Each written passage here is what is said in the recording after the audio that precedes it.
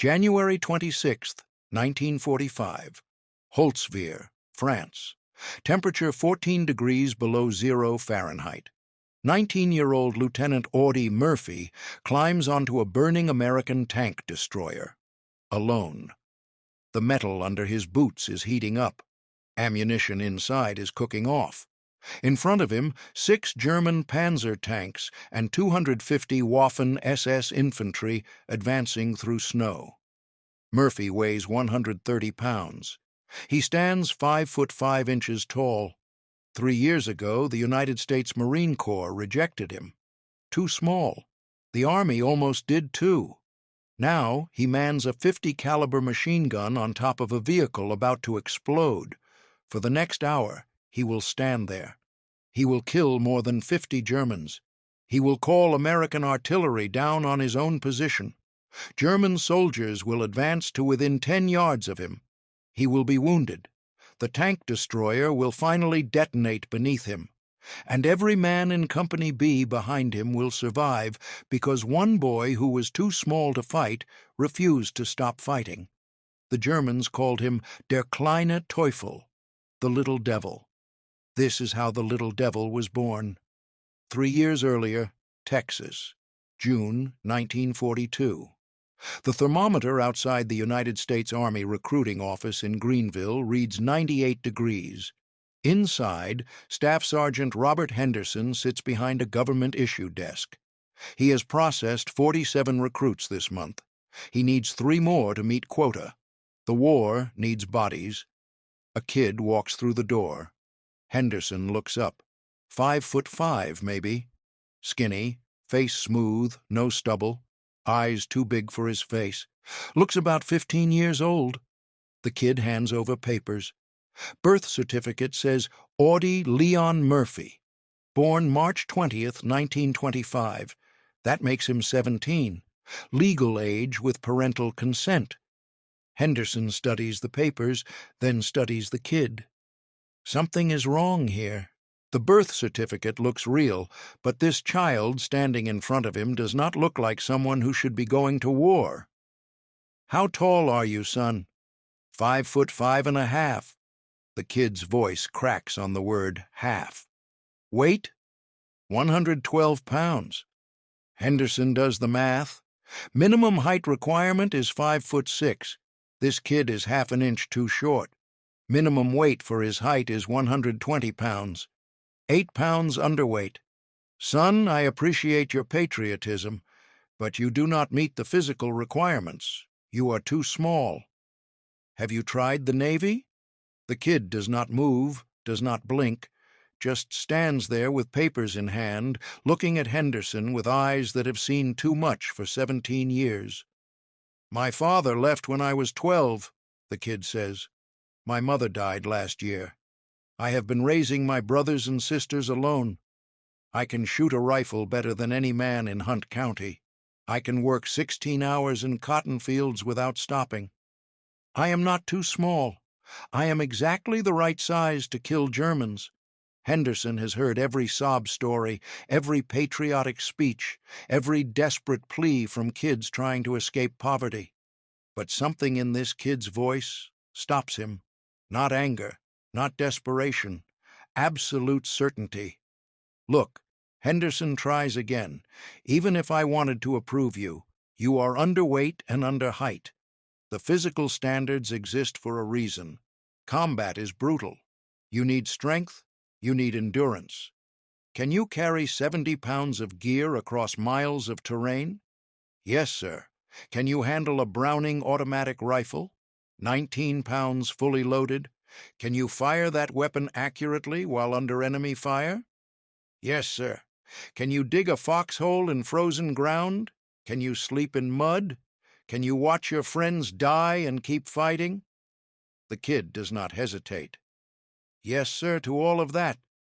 Henderson looks at the quota sheet on his desk, looks at the kid, makes a decision that will save and end more lives than he can imagine.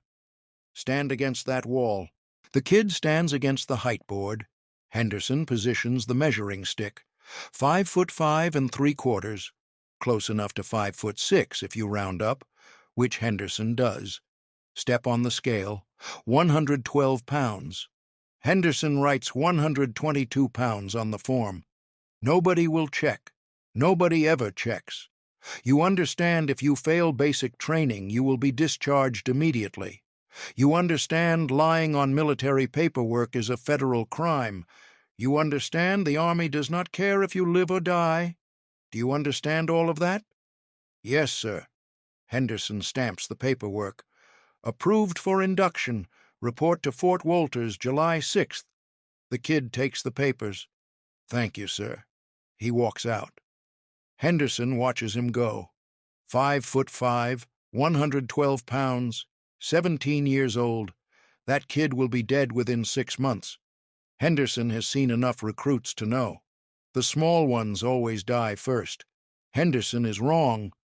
Audie Leon Murphy was born March 20th, 1925, in a sharecropper's shack near Kingston, Texas, Hunt County, cotton country, poverty country. His father, Emmett, worked other people's land for a percentage of crops that never quite covered the debt. His mother, Josie Bell, had 12 children. Audie was the 7th. The Murphy family lived in a 2-room shack. No electricity, no running water. They ate whatever they could grow or hunt. Audie learned to shoot a rifle at age 5. Not for sport, for food. If he missed the rabbit, the family did not eat that night. He did not miss often. School was a luxury sharecroppers' children could not afford. Audie attended 5th grade for 3 months total. He could read enough to get by. He could write his name. He could do arithmetic in his head faster than most adults. But formal education was not something his family could afford. In 1936, when Audie was 11, his father abandoned the family, just left one day and never came back. His mother tried to hold things together. She took in laundry. She worked other people's fields. She sold what little they had. It was not enough. Audie became the man of the family at age 12. He hunted for food. He worked cotton fields for 50 cents a day. He kept his younger siblings fed. He watched his mother work herself to exhaustion, trying to keep 12 children alive during the Great Depression in rural Texas. May 23, 1941. Josie Bell Murphy died. She was 49 years old. Cause of death was listed as exhaustion. Reality was poverty and overwork, and the slow, grinding death that came from having too many children and not enough food and a husband who abandoned her. Audie was 16. His older siblings had already left. Some married, some just disappeared into the Depression looking for work. The younger children were sent to an orphanage. Audie refused to go. He stayed. He worked. He kept 2 of his younger siblings with him. He raised them alone. December 7th, 1941, Pearl Harbor. The radio in the general store in Greenville crackles with news. Japan has attacked the United States Pacific Fleet. Over 2,000 Americans are dead. The United States is at war. Audie hears this news while picking cotton in a field outside Celeste, Texas. He is 16 years old. He weighs 108 pounds. He has been supporting his family alone for 7 months. He decides immediately that he will enlist. Not for patriotism, not for glory, for the paycheck. Army privates earn $50 per month. $50 is more money than Audie has ever seen at one time. $50 sent home would feed his siblings. That is why Audie Murphy enlists. Not to kill Japanese, not to save democracy, to make $50 per month so his brothers and sisters do not starve. He tries the Marines first. June 1942. The Marine recruiter in Dallas takes one look and laughs. "Son, the Marines need men, not boys. Come back when you grow up." He tries the paratroopers. The Army airborne recruiter measures him. 5'5", under the height minimum. "Sorry, kid. Airborne has stricter physical standards. We need bigger guys." He tries the regular Army. That is where he meets Staff Sergeant Henderson. That is where he lies about his weight. That is where Henderson looks the other way, because he needs to meet quota, and the kid seems determined. July 6, 1942. Audie reports to Fort Walters near Mineral Wells, Texas, for basic training. He arrives with one change of clothes and $8 in his pocket. Everything he owns fits in a paper bag. Basic training is supposed to break recruits down and build them back up as soldiers. It does not break Audie Murphy. He has already been broken by poverty and hunger and watching his mother die from exhaustion. The Army cannot do anything worse to him than life already has. The drill instructors try. They single him out immediately. Smallest recruit in the company, 5'5", 112 pounds, baby face, high voice. They call him Shrimp, Runt, Little Girl. They make him do extra push-ups. They assign him latrine duty. They try to make him quit. Audie does not quit. He cannot afford to quit. His siblings need that $50 per month. So he does the push-ups. He cleans the latrines. He runs the obstacle courses. He marches with a full pack that weighs almost as much as he does. What the drill instructors notice is this kid can shoot. First time at the rifle range, Audie picks up an M1903 Springfield. He has never fired this weapon before. Only hunting rifles. Single-shot rimfire .22s. But a rifle is a rifle. They give him 5 rounds. Fire at a target 300 yards away. Audie fires 5 times. 5 bullets hit the bullseye. The range instructor thinks it is luck. Gives him 5 more rounds. Audie puts all 5 in the bullseye again. Not luck. Skill. By end of basic training, Audie Murphy has the highest marksmanship score in his training company. He qualifies expert marksman. The drill instructors stop calling him Shrimp. They start calling him Murph. September 1942. Audie completes basic training. The Army assigns him to Company B, 1st Battalion, 15th Infantry Regiment, 3rd Infantry Division. The 3rd Infantry Division has a nickname from World War I, Rock of the Marne. They earned it at 2nd Battle of the Marne in 1918. Audie does not care about nicknames. He cares about the paycheck. He sends 45 of his $50 home every month. Keeps $5 for himself. With $5 per month, he buys nothing, saves nothing, just exists. His company trains at Camp Pickett, Virginia, through fall and winter of 1942. They learn infantry tactics, how to assault fortified positions, how to dig foxholes, how to advance under fire. Audie learns all of it. He is good at learning. He is good at following orders. What he is best at is shooting. January 1943. 3rd Infantry Division receives deployment orders. North Africa, Operation Torch. The Allies are pushing German forces out of Tunisia. February 10th, 1943. Audie boards a troop transport ship in Norfolk, Virginia. Destination Casablanca, Morocco. He is 17 years old. He has never been more than 100 miles from Hunt County, Texas. Now he is crossing the Atlantic Ocean to kill people he has never met in a country he cannot find on a map. The voyage takes 2 weeks. Audie spends most of it seasick, throwing up in a bucket while the ship rolls through winter storms. He loses 8 pounds. Now he weighs 104 pounds. The medic tells him to eat more. Audie tries, throws it back up. February 25th, 1943. The transport docks in Casablanca. Audie walks down the gangplank onto foreign soil for the first time. The air smells like salt and diesel and something else, something burnt. That is the smell of war. He will smell it for the next 3 years. 3rd Infantry Division moves east into Tunisia. Their objective is to push German and Italian forces into a pocket where they can be destroyed or captured. The fighting is brutal. The Africa Corps under General Erwin Rommel are experienced soldiers who know how to fight in desert. Audie sees his first combat March 1943 near a place called El Guetar. His company assaults a German position. Germans have machine guns dug into rocky hills. Americans have to advance across open ground. Audie is terrified. Every instinct tells him to stay down, stay hidden, do not move.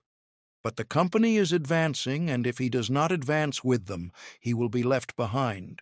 So he moves forward, rifle in hand, crouched low, expecting every second to be shot. German machine guns open fire. The sound is like nothing Audie has ever heard.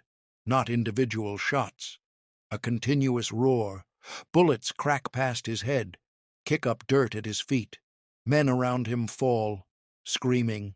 Not screaming, just falling. Audie keeps moving. He does not think. Thinking will get him killed. He just moves, one foot in front of the other, rifle ready, eyes scanning for targets. He sees a German soldier 200 yards away shooting at Americans from behind a rock. Audie stops, raises his rifle. The M1903. Springfield has iron sights. No scope, just a front post and a rear notch. Audie lines them up the way he lined up shots on rabbits in Hunt County. Holds his breath, squeezes the trigger. The rifle kicks against his shoulder. 200 yards away, the German jerks sideways like someone yanked a rope attached to his chest. He falls, does not move. Audie has just killed another human being for the first time. He is 17 years old. He works the bolt. The spent cartridge ejects, still hot. Smells like burnt powder. His hands are steady. He expected them to shake. They do not. He lowers the rifle. Looks for the next target. Second German soldier appears at the machine gun position. Audie fires. The man drops. Third soldier tries to man the gun. Audie fires again. The soldier falls backward into the trench. By the time the assault ends, the German position is overrun. 12 Americans are dead, 31 wounded. Audie Murphy is not one of them. He fired 14 rounds, killed 3 German soldiers confirmed, possibly more. His squad leader noticed. That night in the bivouac, Audie sits alone cleaning his rifle. His hands do not shake. His stomach does not turn. He feels nothing. No guilt, no horror, nothing. Just empties his mind and runs patches through the barrel until the metal shines. A corporal from second squad walks over, sits down next to him. "Heard you got 3 krauts today. Nice shooting." Audie nods. Does not look up from his rifle. "First time?" "Yes." "Gets easier." Audie looks at the corporal. Does not ask if that is true. Does not want to know. Just goes back to cleaning his rifle. 3rd Infantry Division fights across Tunisia through March and April of 1943. They take casualties. They give casualties. Audie learns how to stay alive. Keep your head down. Shoot first. Do not hesitate. Hesitation gets you killed. He also learns the sounds. The whistle of incoming artillery tells you if it will land close or pass over. The crack of a bullet near your head means it missed by inches. The wet thump of a bullet hitting flesh sounds different from hitting dirt. He learns to tell the difference without looking. May 13th, 1943. German and Italian forces in North Africa surrender. Over 275,000 Axis soldiers become prisoners of war. North Africa campaign is over. 3rd Infantry Division has lost 963 men killed, 3,412 wounded. Audie Murphy is still alive. July 10th, 1943. 3rd Infantry Division invades Sicily. Operation Husky. Objective is to take the island and use it as staging ground for invasion of mainland Italy. Audie lands on beaches near Licata. Italians resist for about 3 hours, then surrender. Germans do not surrender. They fight. 3rd Infantry Division pushes north across Sicily. Terrain is mountains and hills and narrow roads. Perfect defensive ground. Germans use it well. Every ridge is defended. Every town is a fortress. Americans have to take them one at a time. Audi is promoted to private first class. His job is rifleman. His real job is to kill Germans before they kill him. He is very good at this job. One afternoon in late July, near a town called Nicosia, Audi's squad is moving through a vineyard when German machine gun opens fire from a stone farmhouse 50 yards ahead. The squad dives for cover behind grapevines and low stone walls. Bullets cut through leaves above their heads. The squad leader calls for grenades, but nobody can get close enough to throw. Audi does not wait for orders. He crawls left through the vineyard, using the rows of vines as cover. Works his way to a drainage ditch that runs perpendicular to the farmhouse. The ditch is shallow, maybe 2 feet deep, but it gives him concealment. He crawls 30 yards through the ditch. Filthy water. Smells like sewage. He does not care. At the end of the ditch, he is 20 yards from the farmhouse at a 90-degree angle to the German machine gun position. The Germans are focused on his squad, not watching their flank. Audi pulls a grenade, yanks the pin, counts 2 seconds in his head the way they taught him, throws hard. The grenade arcs through the air, goes through the farmhouse window. 3 seconds later, it detonates inside. The machine gun stops firing. Audi does not wait. He sprints to the farmhouse, kicks in the door, rifle ready. 2 Germans inside are wounded from the grenade. One reaches for a pistol. Audi shoots him. The other raises his hands. Audi motions him outside. The rest of the squad comes up, finds Audi standing outside the farmhouse with 1 German prisoner and 2 German dead. The squad leader stares at him. "Next time, wait for orders, Murphy." "Yes, Sergeant." But the sergeant is grinning. "Good work." August 17th, 1943. Sicily is secured. 3rd Infantry Division has been in continuous combat 38 days. They have lost 1,131 men killed or wounded. Audi Murphy has malaria. He refuses evacuation. The malaria hits him in waves. Fever climbs to 105 degrees.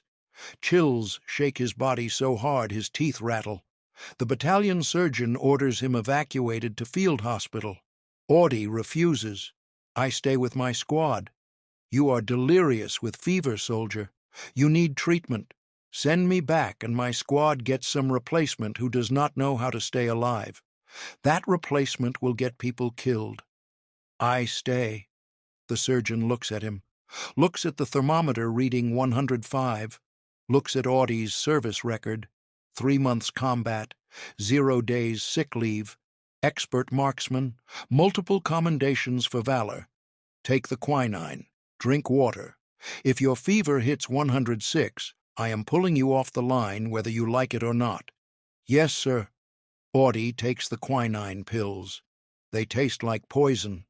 He forces them down with warm canteen water, shivers through the fever sweats in his foxhole. Weight drops to 105 pounds. His uniform hangs on him like a sack. He keeps fighting. September 9th, 1943. 3rd Infantry Division invades mainland Italy at Salerno. Operation Avalanche. Germans are waiting. They have artillery pre-registered on the beaches.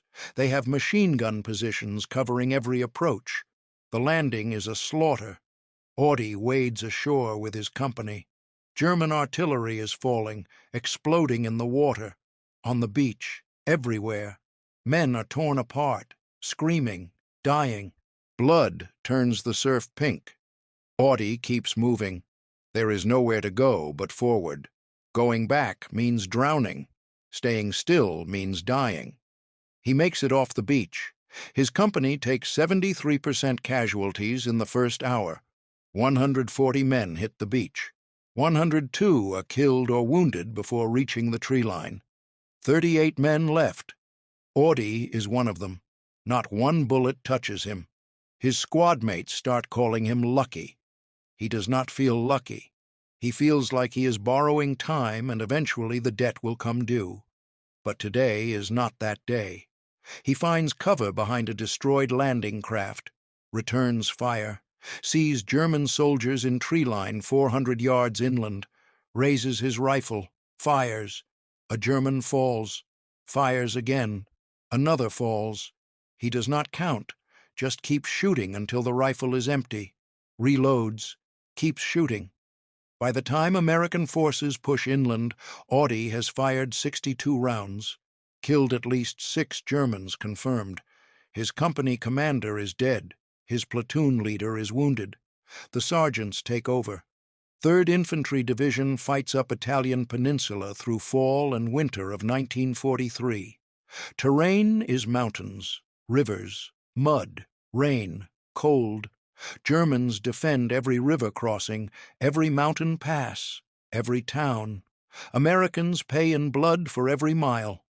One night in October, near a river called the Volturno, Audi's platoon is ordered to take a German strongpoint on the opposite bank. Intelligence says 20 Germans, dug in, machine guns, mortars.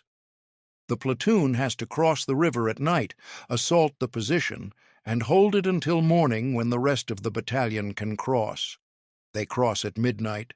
Water is waist deep. Current is strong, cold enough to stop your heart. Men slip on rocks, go under, come up gasping. The whole time they expect German flares to light them up, German machine guns to open fire. They would be helpless in the water. Easy targets, no flares come. They reach the far bank, climb out dripping and freezing, move inland in single file. 50 yards from the river they find the German position. Intelligence was wrong. Not 20 Germans, 50, maybe more. The platoon sergeant makes a decision. We go back, report what we found, come back with more men. Audi is crouched behind a bush 10 yards from the German trench. He can hear them talking, smoking, laughing. They do not know Americans are this close. He has an idea, a stupid idea, the kind that gets you killed or wins you medals. Sergeant, give me 2 men and 5 minutes. What? 2 men. 5 minutes. We can take it. The sergeant stares at him. You are out of your mind, Murphy. Probably. But it will work. The sergeant should say no, should order the platoon to withdraw, should follow procedure. Instead, he says, you have got 3 minutes. After that, we pull back whether you are done or not. Audi picks 2 men, both privates, both good soldiers. He explains the plan in whispers. They nod. Either they trust him or they think he is crazy. Maybe both. They crawl forward, slow, inches at a time. Takes 2 minutes to cover 10 yards. They reach the edge of the trench. Germans are below them, 12 feet down, sitting on ammunition boxes, rifles stacked against the trench wall. They are not expecting trouble. Audi pulls 2 grenades. The other 2 men pull theirs. 4 grenades total. On 3, 1, 2, 3, they pull the pins, drop the grenades into the trench. The Germans see them fall, start screaming, try to run. The grenades detonate. 4 explosions in a confined space. The screaming stops. Audi jumps into the trench, rifle ready. 2 Germans are still moving. He shoots them both. The other 2 privates jump in after him. They move down the trench. More Germans appear around a corner, rifles raised. Audi throws his last grenade. The Germans dive back around the corner. The grenade explodes. Audi and the 2 privates charge around the corner, firing. 3 more Germans down. The rest are running, abandoning the position, fleeing into the darkness. 5 minutes after the first grenade, the position is secure. 15 Germans dead. The rest scattered. The platoon moves up, occupies the trench, holds it until morning when the battalion crosses. Audi is promoted to corporal. November 1943. Age 18. He has killed approximately 37 enemy soldiers confirmed. Actual count is probably higher, but kills are only confirmed if someone else witnesses them. Audi does not care about the count. He cares about staying alive and getting paid. December 1943. 3rd Infantry Division is pulled off the line for rest and refitting. They have been in continuous combat since February. 10 months without a break. Division has 54% casualties. Over 8,000 men killed or wounded. Replacements arrive. Fresh faces. Kids who have never seen combat. Audie looks at them and knows most will be dead within a month. He is right. In January 1944, the 3rd Infantry Division lands at Anzio. That is where the nightmare begins. That is where Audie Murphy stops being a boy and becomes something else. Something harder. Something that does not sleep. Something that kills without thinking because thinking gets you killed.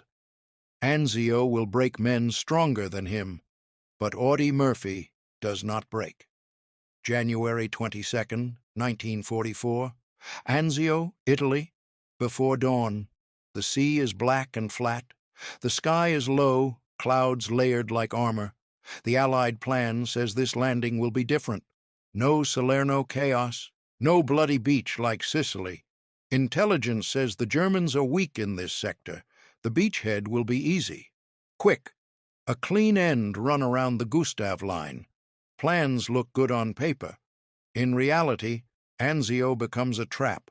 Audie Murphy sits on the deck of a landing craft in the chill wind, knees pulled up, M1 rifle between his boots. He is 18 years old. Staff sergeant now. Thin from malaria, maybe 110 pounds in wet clothes. He has been in continuous combat almost a year. North Africa, Sicily, Salerno, rivers, hills, dead friends. He has learned one rule that never fails. When officers say the landing will be easy, it will not be. The landing craft hits sand with a grinding jolt. The ramp slams down. The men brace for machine gun fire. None comes. No shells hit the water. No mortar rounds. Just cold air and quiet. Move, move, they move. Running through shallow surf. Boots filling with freezing water. No bullets crack past their heads. No men drop screaming. They reach the sand, then the dunes, then the canal. Still no fire. The first hours at Anzio feel like a gift. Too easy.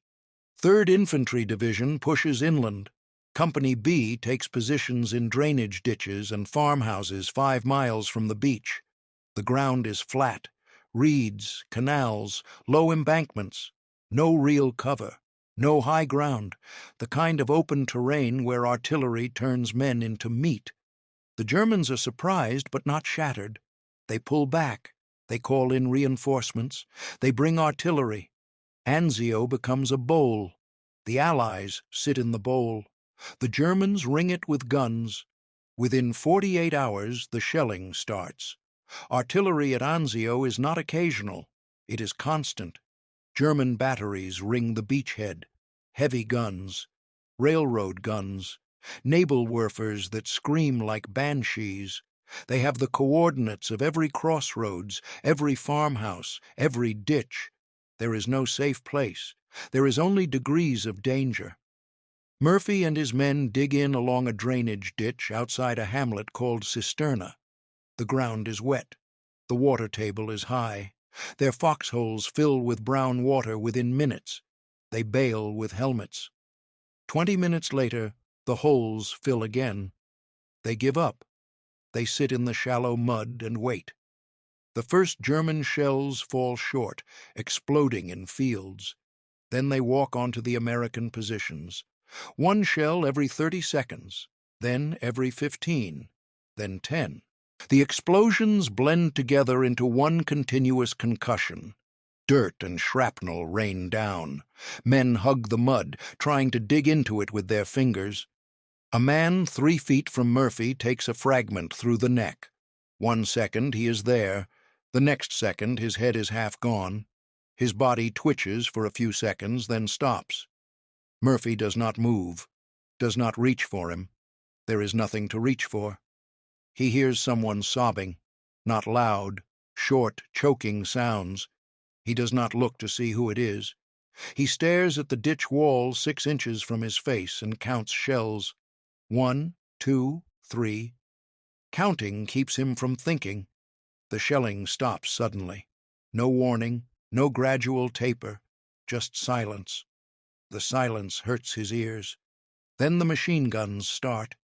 German infantry probes the American lines. Small groups at first. 5 men, 10, testing. Murphy's squad throws them back. The Germans fall back into the reeds.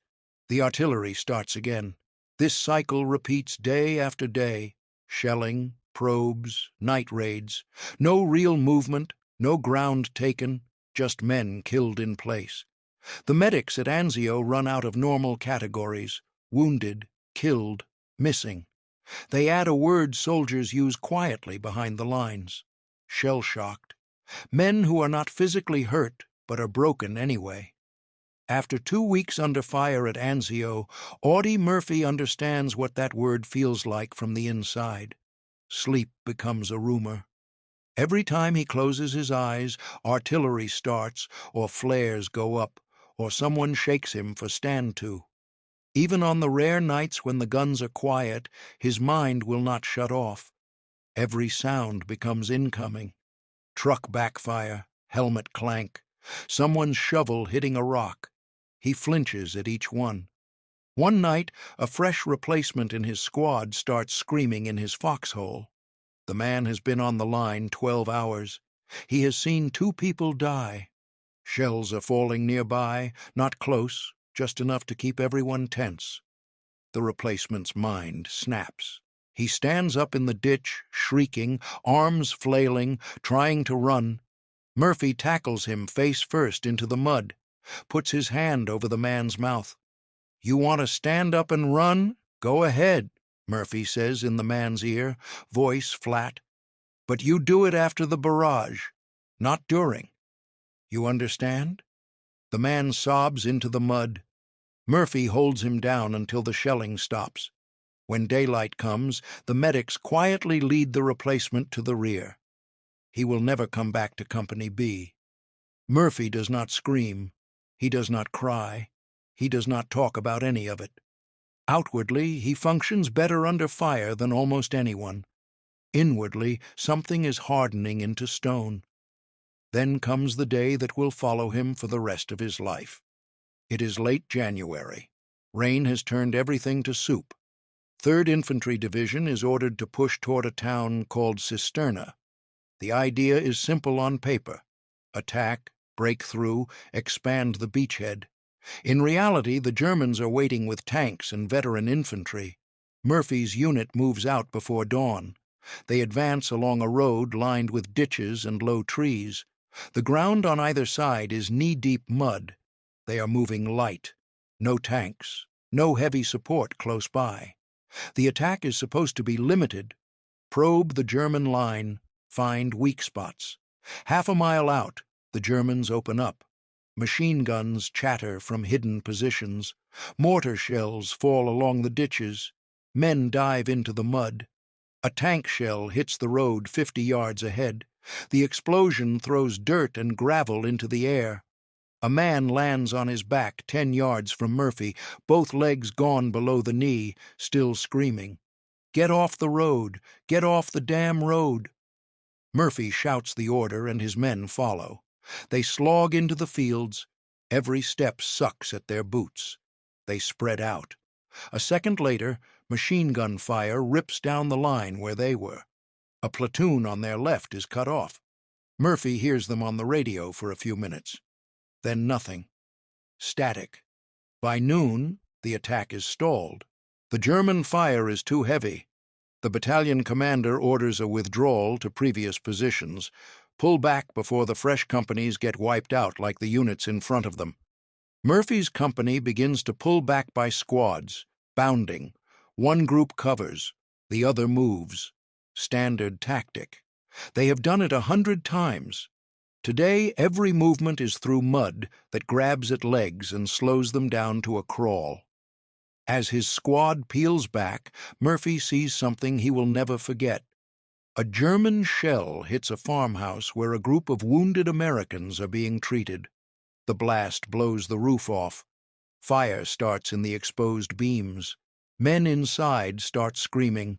They are too badly wounded to move. The flames climb fast. The Germans keep shelling around the building to keep rescuers away.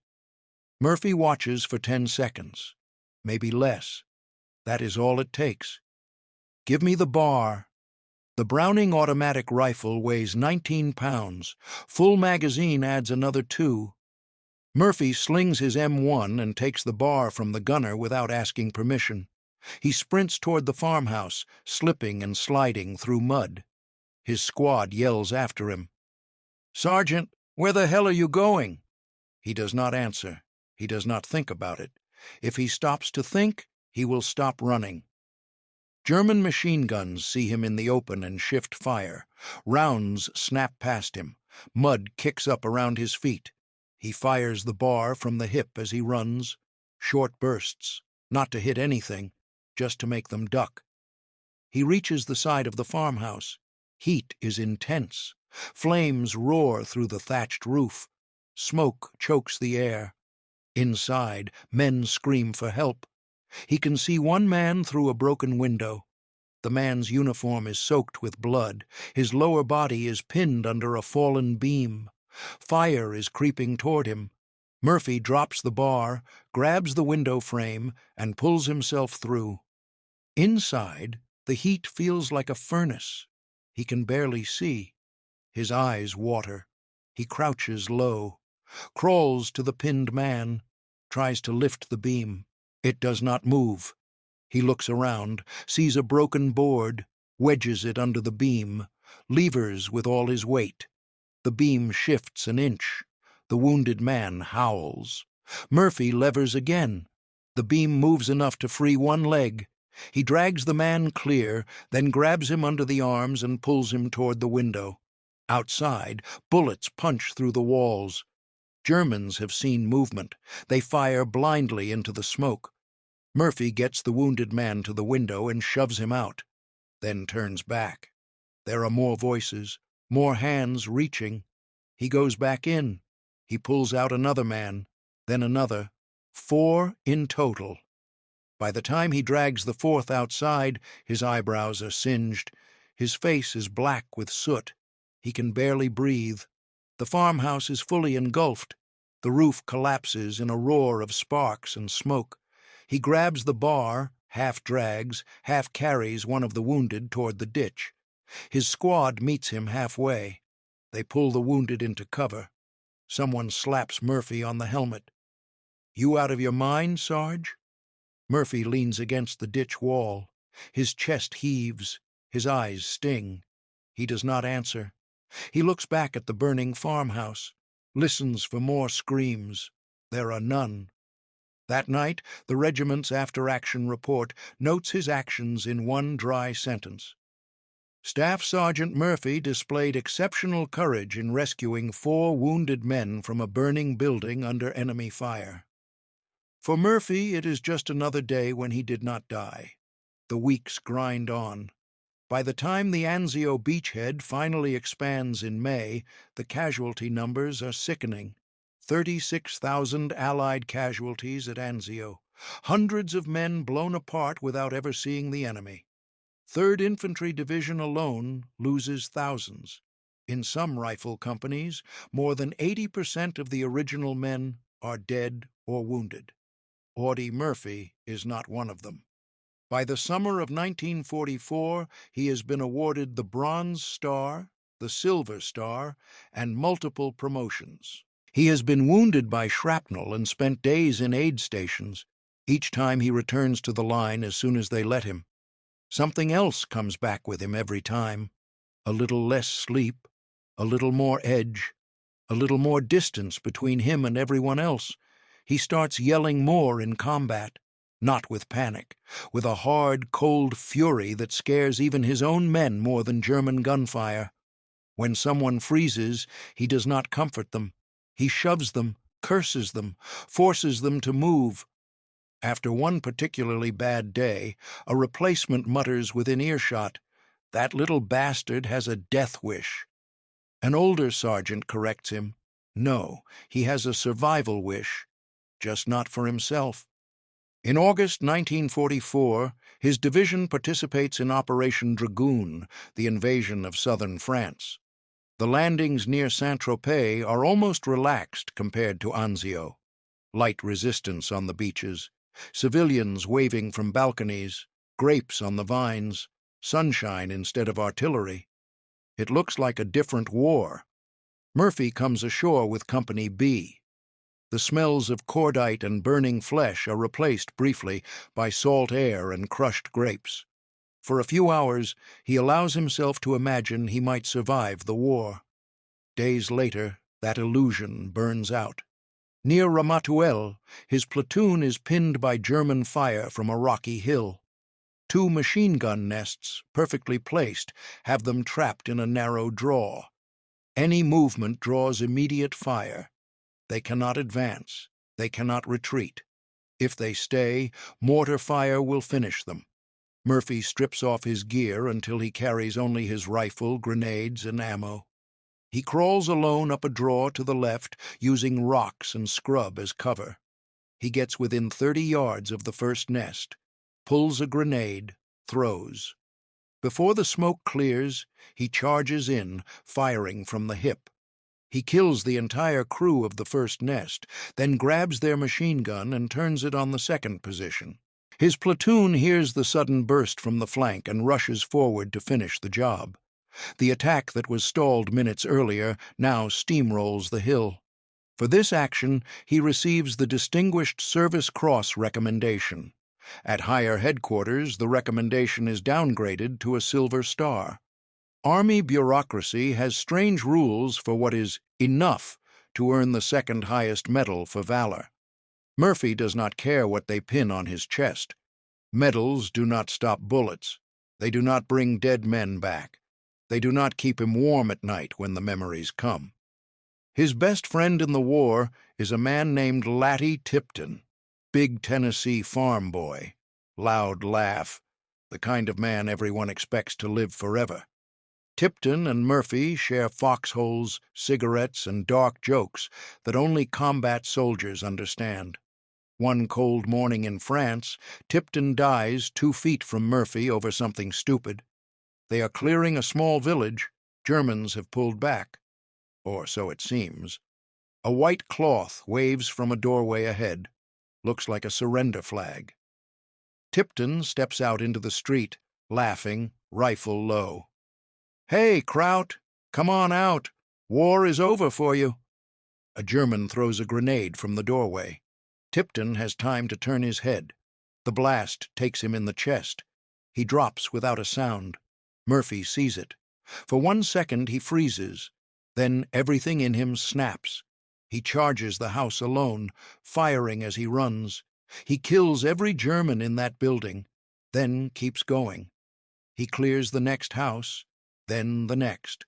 Men from his unit catch up eventually, but for several minutes he is moving through those buildings like a ghost with a rifle.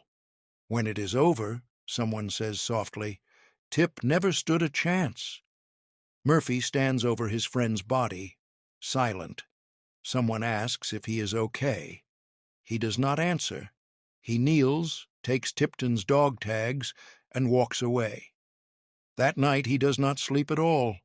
He stares at the wall of the barn where they are bivouacked. Dawn comes.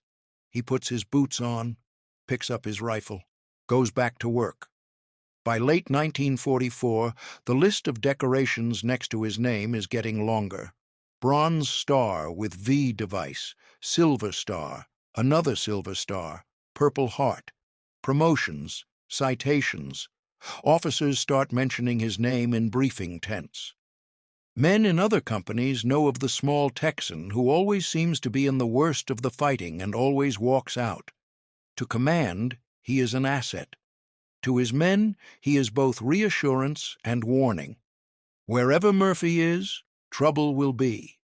Wherever Murphy is, somebody will come back alive.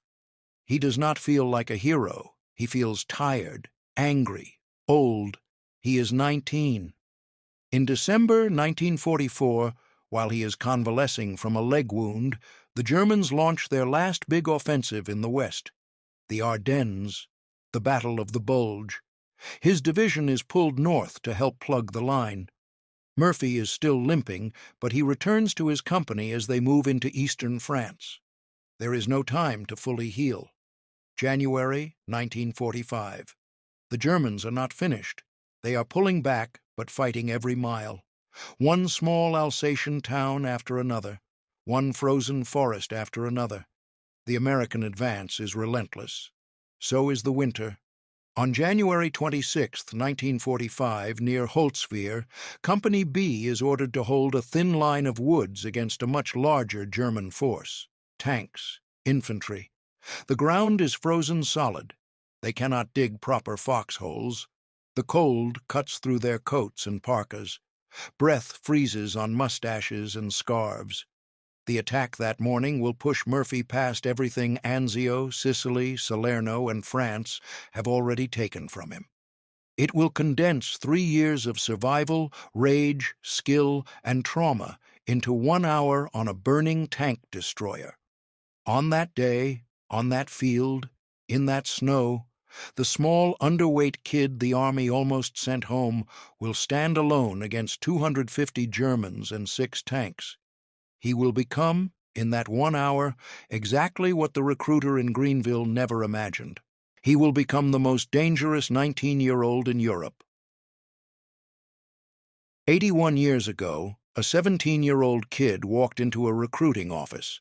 Too small, too light, almost sent home.